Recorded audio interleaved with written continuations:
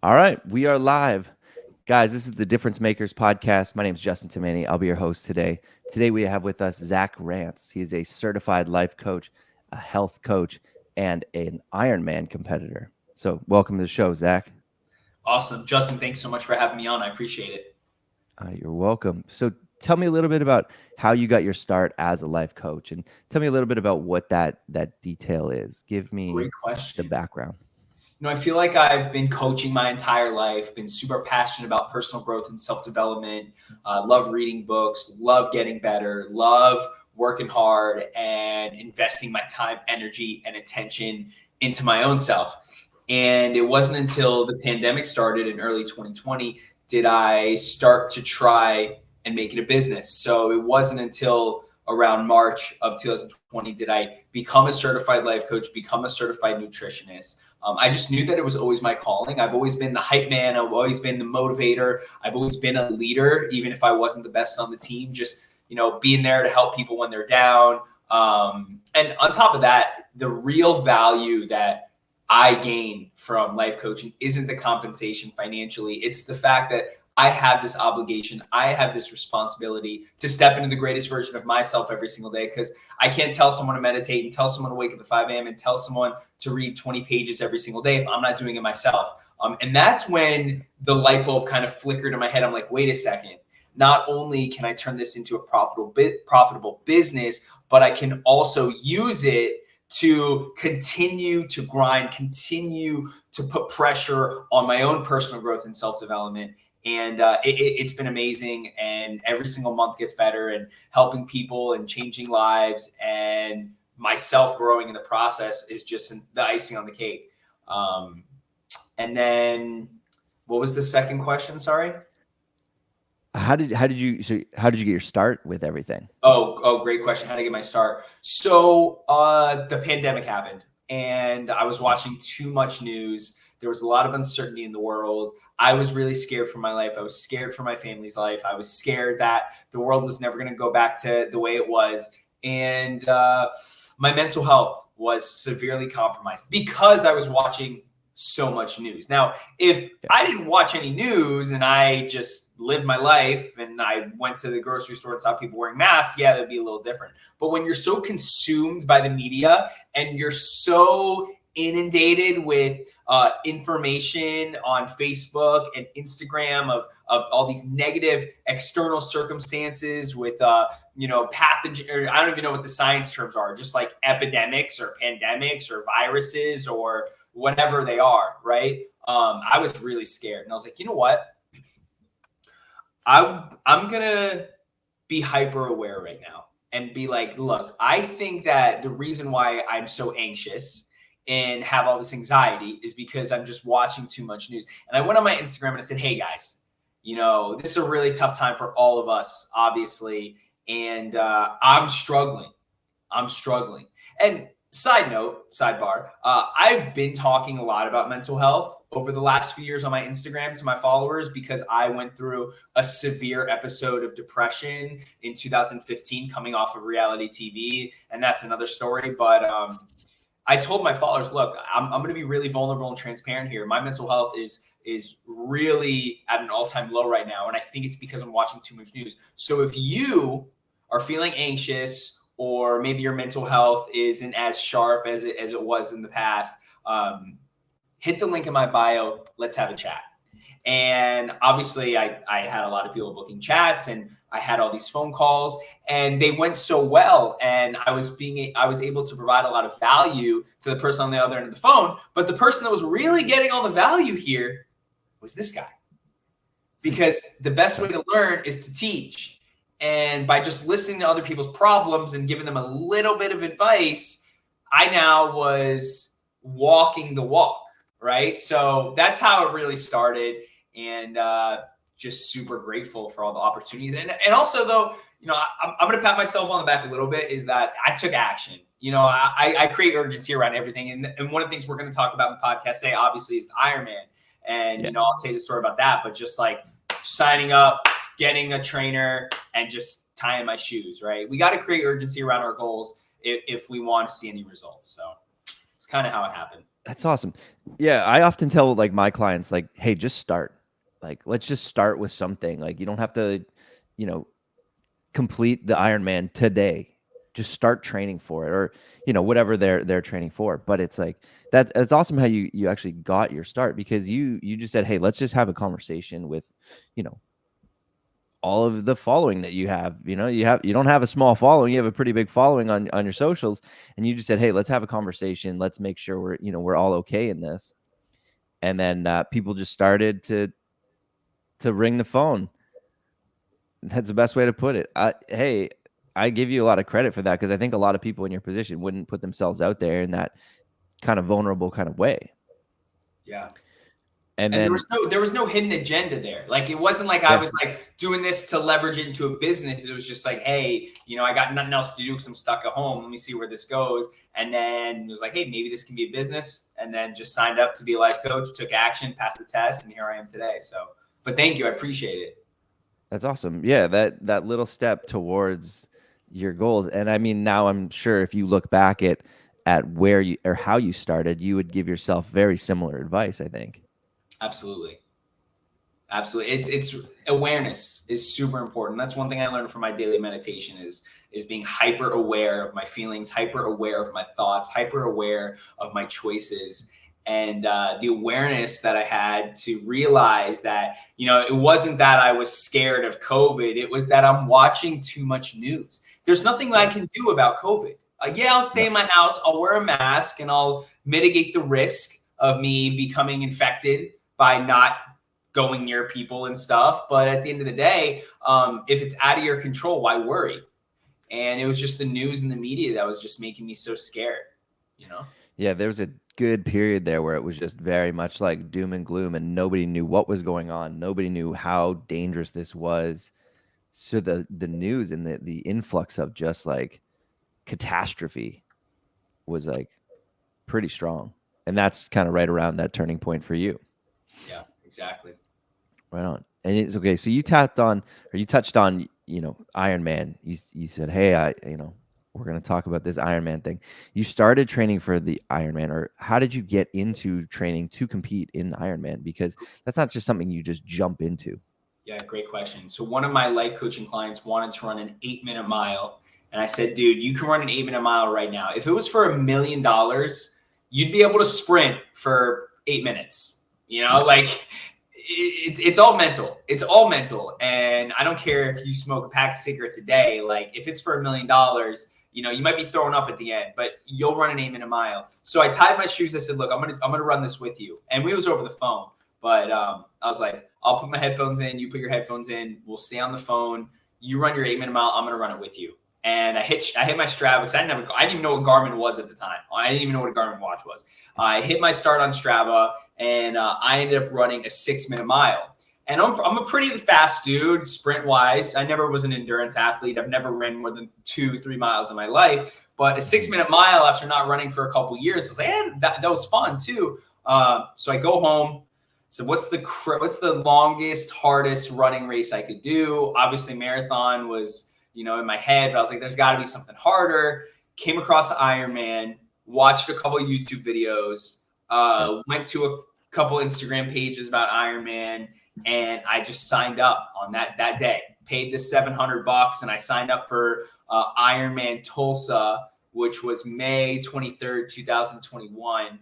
And this was back in August 2020. So it gave me a solid 8 months to train, which was more than enough time. And, Yeah.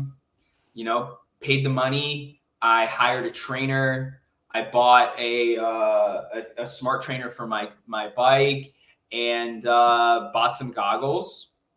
And the rest was history. Now, with those, did you have a bike before you started? Were you a swimmer in the past? Like, I mean, you said you ran a little bit, but Yeah. that's running a marathon at the end of a couple hours of biking and swimming. So I did have a bicycle. My grandfather was a huge cyclist. Huge Okay. cyclist. He did a lot of 1,000-mile cycles in his life, and he passed away in 2019. And the two things that I got from him when he passed away was his bike, which is a Trek. It's a nice Trek carbon fiber bike. and his binoculars from World War II, two of my most prized possessions to this day. And so, yeah, I've been riding his bike, and that really gave me the extra boost of motivation to really dominate this race. That, you know, he was with me every time I get on that saddle, dude. Like, he's with me, and I know he's watching me bike, and I know he's watching me in the races. So that's how it happened. But as far as context behind my endurance athletic ability, I was never a swimmer. I live in Florida, though. You know, I'm at the pool 5 days a week. I go to the beach 3 days a week. During summers, we would go to the beach all the time. So I'm a good swimmer. You know, I'm a good swimmer. I was never a high school swimmer or anything like that. And then biking, I never really was that good at biking, and I'm not that good at running. I've had two ACL surgeries also. So running is not something that is easy for me in the first place. But with consistency and proper recovery and a strong mental fortitude, you know, it's just like, it's not just the race that's hard. It's doing the trainings day in and day out. You know that, man. Like, to compete. Yeah, go ahead. I don't want to talk too much. Oh no, I was just agreeing with you, man. Like, what you're saying is right. Like, I actually just posted on Instagram for WODProof about the grind of training is all hidden. You know, like, people don't see that grind. Yeah. You could be walking that 10 miles that day. You could be running, and nobody's watching you, but you know what you're doing. You know what you have to do. And that's the big thing. Yeah. The training, I mean, it's all discipline and consistency, but with consistency, you can accomplish anything you want in life, whether it's learn a new language, you know, be great at the piano, build a 8-figure business. I mean, with consistency, you can do anything. And I'm a huge believer in that. And I know that I'm not going to miss any of my training sessions. Put the training plan in front of me, I'll get it done. And I think the biggest thing was not only getting faster and stronger and learning more about the 3 different events, but getting to the starting line with confidence. You know, like, getting to that starting line and being like, yo, I trained my ass off. This is just another day. This is just another day. And that's what's big for me is confidence. I have a lot of confidence in everything I do, but when it comes to that race day, having the confidence at the starting line that I did all my training sessions and I know I can run this race 140.6 miles. That's what gives me the advantage over other people is that mental fortitude with my confidence from doing my training every day. That's awesome. Now, you mentioned a key thing there, and you said, hey, I got my recovery on point. How do you balance your recovery with that volume of training, with, you know, your work and running your business and creating your business? Because, you know, at the same time here, you're growing your coaching business. It's just taking off. You're putting a ton of energy into training for this crazy endurance race. How did you balance everything, or what did you do to give yourself that balance? Hey guys, Justin here. Just a reminder, like and subscribe down below for more content coming soon from WODProof and the Difference Makers. Yeah, it's a great question. So recovery physically wise, you know, cold plunges I do every single day. I always got the foam roller within 12 feet of me, rolling out my legs and stuff. Nutrition is obviously super important, but sleep, I think, is one thing that I do not sway away from. Like, I'm very loyal to my commitment on sleep. And at 8:30 every night, my phone's off. Like, my phone is literally off at 8:30, and I'm in bed by 9:15, and I'm asleep right away. I do wake up at 5 a.m., but excuse me, I'm getting my 7.5 hours in every single day. And sleep is literally the most, not only important, but missed recovery that a lot of people, I think, should really put more emphasis on. And then when it comes to just time management skills with my business, training and recovery, gaining clarity on what's the most important thing. There's a quote, and it's the most important thing is keeping the most important thing the most important thing. And to me, my most important thing is just being present, being healthy, and giving all of me to everything I do. And ironically, Ironman has become the most important thing, because when I keep my Ironman training at the forefront of everything I do, I definitely eat well around my training sessions. My time management skills have to be sharp. And keeping the Ironman training first allows my business to continue to grow. It allows my recovery to stay very intentional.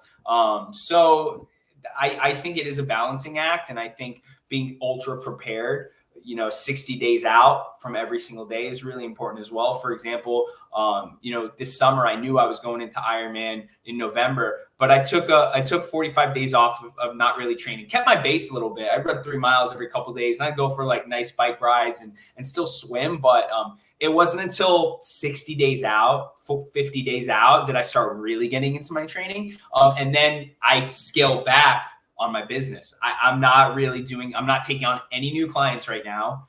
And I'm just working with the ones I got right now, because I don't want to put too much on my plate. Yeah.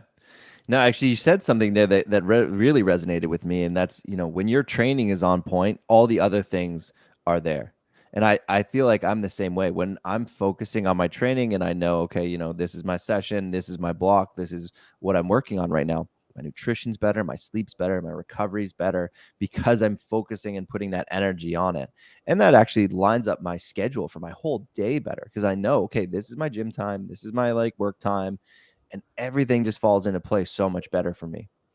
So, I mean, that consistency and that routine and creating that routine, I think, goes a really long way. Yeah. Yeah. And, it translates to every other area of your life. Because I don't half-ass my training sessions, I don't half-ass my work. I don't half-ass my meditation practice. I don't half-ass the time that I'm spending with my family at dinner. So, ironically, Ironman has become the most important thing in my life. Now, I'm not saying it's the most important thing that I value. I don't value the race of Ironman more than my family or happiness or health or even money, honestly. But at the end of the day, if I keep Ironman the most important thing, everything else will like vertically grow. So that's why it's the most important thing. That's awesome. Now, and it sounds like you've created a pretty good routine in your life around that, but like, what advice would you give to people who need to create a good routine, or how would you even create that routine? Because I see online you have a very specific, regimen that you go through.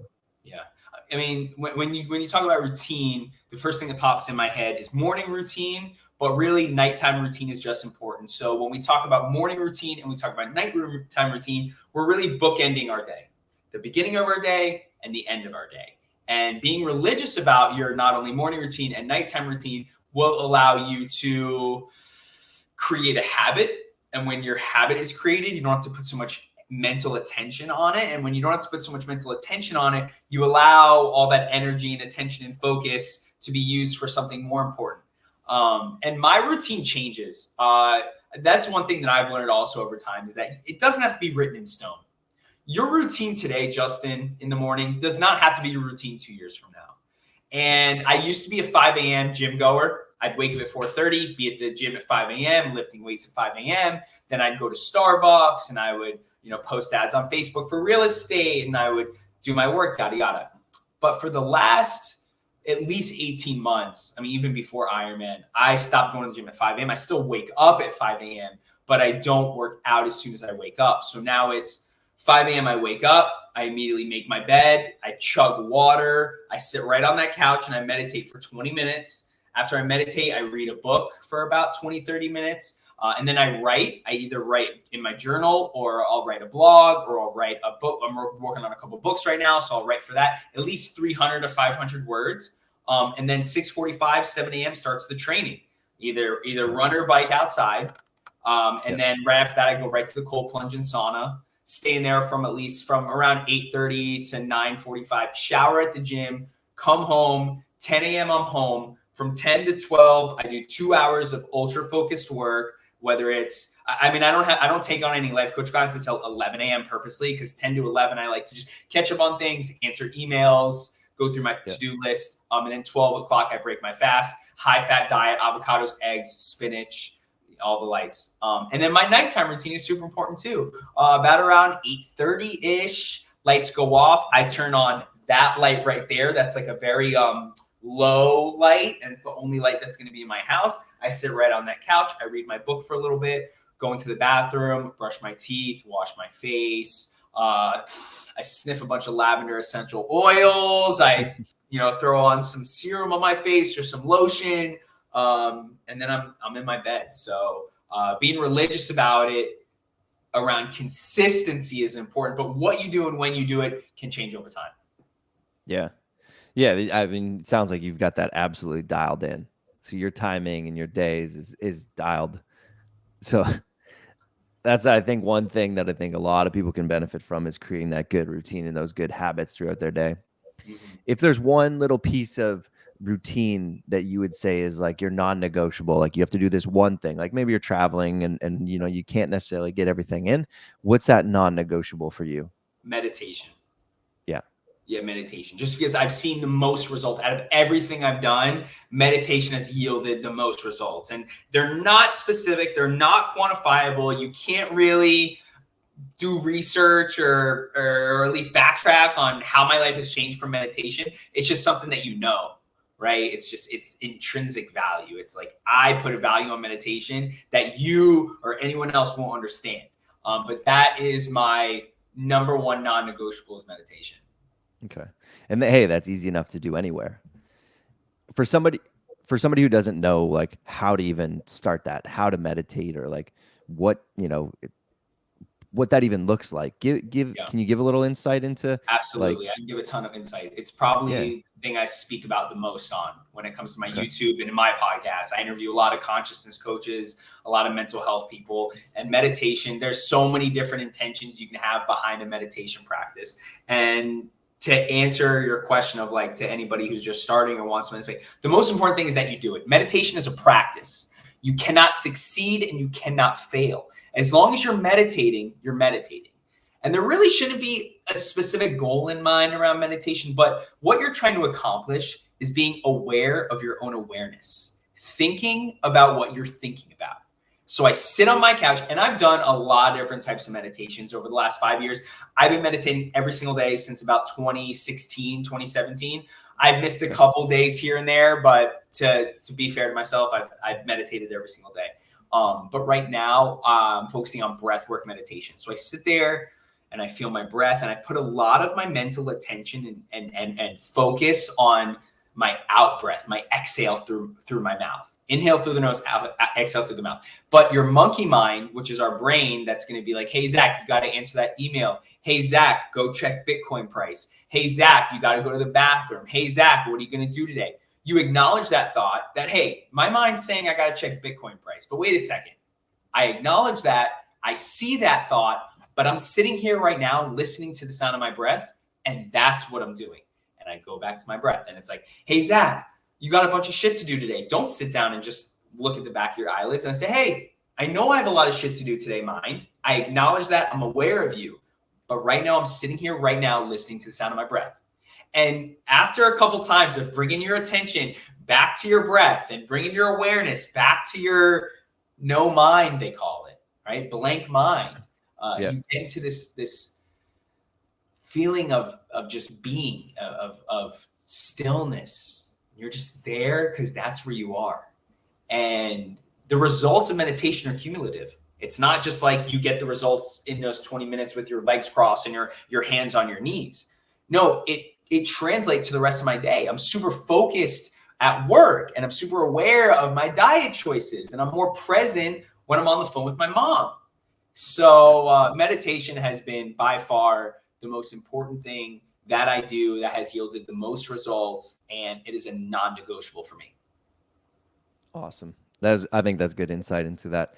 So guys, do you have any books or anything if anybody's interested in learning more about it? Any books on meditation? You know what? I'm not going to recommend a book. I'm not going to recommend a book, but what I'm going to do this to anyone that wants to learn to meditate, go to lifecoachzach.com. Enter into the thing that you heard me on the podcast, and I'd be happy to give you a free meditation session, guided meditation, and I can teach you guys personally. But if you don't want to do that, I just encourage you to sit with your thoughts and listen to the sound of your breath and do it for 5 minutes and do it consistently. And I promise you, you'll see results. Throw that right in the description here. Yeah, lifecoachzach.com. Oh. Perfect. Thank you. All right, now on your Instagram, I saw a popular figure. I saw Garyvee. Yes, the GOAT. Tell me a little bit about, exactly, the GOAT. Tell me how you met Garyvee or how that came about, and what was your experience with him? He just seems like a very genuine guy. Super genuine guy. I have all the love for Garyvee. I was a huge fan, still am a huge fan of him. I don't consume as much of his content lately, but back in 2018, I was watching all of his podcasts. He was doing trash talk. He was, doing the garage sale flipping. He was talking a lot about marketing and being on every social media. And I was just watching it religiously. And I learned a lot, not just about marketing and about growing and about branding, but I learned a lot about mindset in life, because Garyvee at the time, I think he was 42 years old. And he's like, look, guys, you guys think you put me on the pedestal. Yeah, I'm worth $100 million. And I got this huge company working with Chase and Coca-Cola and the biggest brands in the world and doing their marketing. But what you don't understand is that I'm just getting started. This is just the beginning for Garyvee. I promise.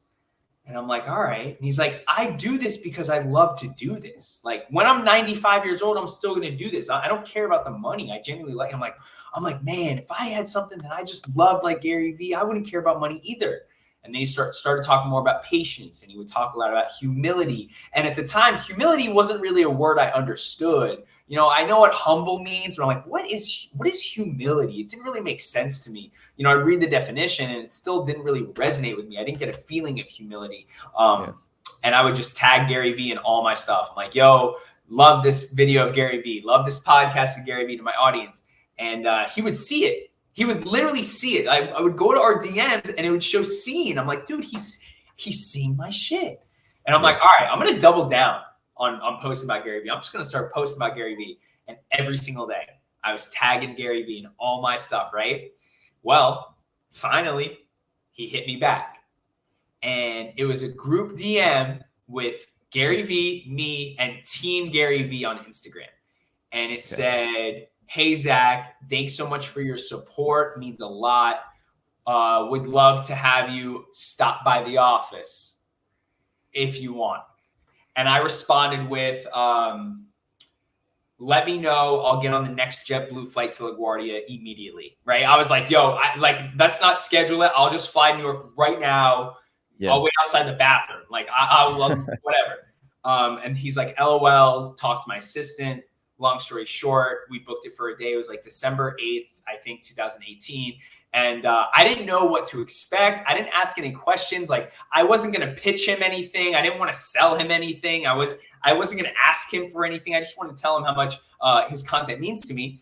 I get there. I see him. We shake hands. We take a picture. And I'm like, look, Gary, I got to tell you something, dude.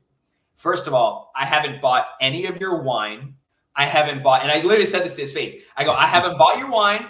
I haven't bought your shoes. I haven't paid for any of your shit, but I've learned 2 huge life lessons from you. And I got his attention. He's like, what was that? I was like, patience and humility. I was like, I wake up super early and I love waking up. I love hitting the gym. I love working. I love putting deals together in real estate. And, I'm going to be doing it till the day I die because it gives me purpose. It's something that I enjoy doing. I might not be super passionate about real estate, but let me tell you, it's fun to put a deal together, dude. It's fun to negotiate, and it's fun to find a client exactly what they want. And long story short, I was like, dude, until I'm 97, I'm going to be waking up at 5 a.m. So why am I in a rush to become a millionaire? And literally he was like, he turned to, I forgot who it was. He turned to his assistant. He was like, hey, cancel my next meeting. Zach, sit down. I'm like, all right. I was like, bet. Cameras come in. He's like calling people in. The cameras come in. And he's like, tell me more about that. And I'm just like, blah, blah, blah, blah. And I'm like, clearly there's cameras on the blah. And I just start talking. And we ended up talking for like 30 minutes, dude. And it was only supposed to be a 5-minute like quick meet and greet, but we ended up talking for like 30 minutes. I have all the content still on my phone. And it was a really good time. Super great guy. Gave me a signed book. We took a picture together. And then he posted the video of me on his Instagram, which was super, super cool. That's amazing. Like, one of those guys that sometimes I have a hard time with a lot of the motivating YouTube content out there, but he does it in such a way that's like easy to absorb, and it feels very authentic. And all of his messaging seems so ahead of the curve with what was out there at the time. And still is. Like, he's thinking ahead, he's ahead of the curve. And man, you're saying that, and it's like, okay, I want to go back and watch some of this stuff. I want to go back and look at more Garyvee content, because I know when I was watching a bunch of it put me in a good place. And it got me to a place where I was like, okay, why am I in a rush? What am I trying to work for? Are these things that I think I should be doing actually what I should be doing? And or is it just perception of like what everybody else is doing, and then it's just me there with my own thoughts, because I think they expect this from me, and society says I should do that. And Gary's always been somebody who was like, fuck that. Yeah, dude, it's so ironic that you say that, because he really taught me a lot about creating relationships and stuff and being authentic with your content. And at the time, I was just posting pictures to get likes and be cool, and like shirtless pictures and like, just stuff that I saw other people that were popular doing. But then I really did a 360 in my content. And in about 2019, I was like, let me just talk about the things I care about, which was mental health and nutrition and exercise and being healthy. I'm not really competitive in the personal training exercise realm of social media, but I was like, I like a lot about consciousness, human optimization, spirituality. And I started just posting about that stuff. And now, dude, you know what, bro? Like, especially over the last 30 days, brands reach out to me so much more than they used to. And my engagement is pretty good, and it's better than it was back then. But brands reach out to me, and it's literally brands that I want to work with. Like, not like bullshit stuff. Like, it's literally like, like I'm about to, I can't really talk about it too much, but like a brain activity tool that I'm going to be working with, and a lot of like wellness supplements, like CBD and stuff that I actually use. And it just gives me a lot of conviction that I'm doing the right thing. And you said it best. Like, are you doing the things that you should be doing? Or is it really just a perception of like you comparing yourself to other people? And Garyvee hit the nail on the head about, whatever you love to do, whatever you want to talk about, do that and provide value, and the rest will take care of itself. That's awesome. I think that's a good note to end on right there. Perfect. Zach, thanks so much for your time. Before we go, again, recap, tell everybody where you are, tell everybody where they can find you next. And if they want to find out more, give them a little info here. Justin, I want to thank you again for having me on the podcast today. For all the people that are listening, you can find me at lifecoachzach.com. All my socials are there. You can book a meeting with me, watch my YouTube content from there, lifecoachzach.com. Justin, thank you so much again for having me on the podcast today. I wish you nothing but the best. If there's anything I can do for you, don't hesitate to reach out. Awesome. Zach, I appreciate your time. Thanks so much. Bro, thank you for having me on. Have a great day. Oh, you're welcome. No, this was fun. This was really fun. I'll see you soon, brother. Talk soon. Talk soon. Hey guys, Justin here. Just a reminder, like and subscribe down below for more content coming soon from WODProof and the Difference Makers. Thanks for tuning in, everybody. Hit that like button and subscribe down below for more content coming soon from WODProof.